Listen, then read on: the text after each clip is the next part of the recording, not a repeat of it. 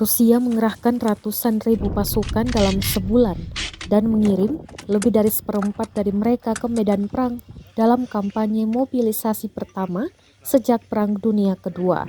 Beberapa pasukan yang dimobilisasi juga terus dilatih menggunakan alat tempur Rusia, seperti rekaman yang beredar di Это Telegram переносной pada Jumat противотанковый ракетный 18 комплекс November 9К-111 год. 2022. Предназначен для Tampak pasukan уничтожения cadangan танков, Rusia tersebut бронированной техники, tengah а также berlatih огневых точек противника. menggunakan ATKM Устанавливаются andalan различные Rusia. виды ракет Dalam keterangan на unggahan ближней дистанции и disebutkan, на дальней дистанции prajurit yang поражения. На ближней dimobilisasi мы сейчас sedang dilatih отрабатывали, это untuk menembak 9М113. dari ATKM Falcon. Работали на Militer Rusia дистанцию mengklaim от 500, pasukan yang 500 метров до dimobilisasi 1000 метров. menunjukkan semangat Также dalam там berlatih. устанавливаются ракеты на дальней Putin дистанции. mengatakan Это от sebanyak 80.000 2,5 personel до kini 4000 ditempatkan di метров. zona operasi militer Все khusus, зависит от istilah yang старшего digunakan оператора, Rusia который untuk ведет menyebut perang di ракету. Ukraina.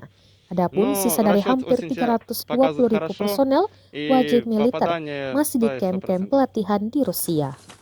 За сутки поражены